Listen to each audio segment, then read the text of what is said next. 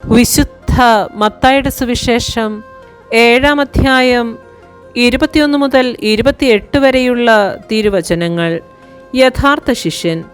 കർത്താവേ, കർത്താവേ എന്ന് എന്നോട് വിളിച്ചപേക്ഷിക്കുന്നവനല്ല, എൻ്റെ സ്വർഗസ്ഥനായ പിതാവിൻ്റെ ഇഷ്ടം നിറവേറ്റുന്നവനാണ് സ്വർഗരാജ്യത്തിൽ പ്രവേശിക്കുക.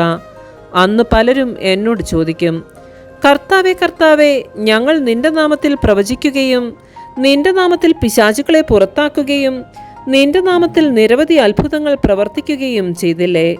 അപ്പോൾ ഞാൻ അവരോട് പറയും, നിങ്ങളെ ഞാൻ ഒരിക്കലും അറിഞ്ഞിട്ടില്ല. അനീതി പ്രവർത്തിക്കുന്നവരെ, നിങ്ങൾ എന്നിൽ നിന്ന് അകന്നു പോകുവിൻ. എൻ്റെ ഈ വചനങ്ങൾ ശ്രവിക്കുകയും അവ അനുസരിക്കുകയും ചെയ്യുന്നവൻ പാറമേൽ ഭവനം പണിത വിവേകമതിയായ മനുഷ്യന് തുല്യനായിരിക്കും. മഴ പെയ്തു, വെള്ളപ്പൊക്കമുണ്ടായി, കാറ്റൂതി, അത് ഭവനത്തിന്മേൽ ആഞ്ഞടിച്ചു, എങ്കിലും അത് വീണില്ല. എന്തുകൊണ്ടെന്നാൽ അത് പാറമേൽ സ്ഥാപിതമായിരുന്നു.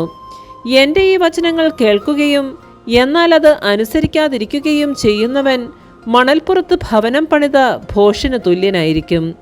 മഴ പെയ്തു, വെള്ളപ്പൊക്കമുണ്ടായി, കാറ്റൂതി, അത് ഭവനത്തിന്മേൽ ആഞ്ഞടിച്ചു, അത് വീണുപോയി.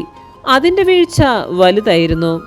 യേശു ഈ വചനങ്ങൾ അവസാനിപ്പിച്ചപ്പോൾ ജനാവലി അവൻ്റെ പ്രബോധനത്തെപ്പറ്റി വിസ്മയിച്ചു. അവരുടെ നിയമജ്ഞരെ പോലെയല്ല, അധികാരമുള്ളവനെ പോലെയാണ് അവൻ പഠിപ്പിച്ചത്. നമ്മുടെ കർത്താവായ മിശിഹായ്ക്ക് സ്തുതി.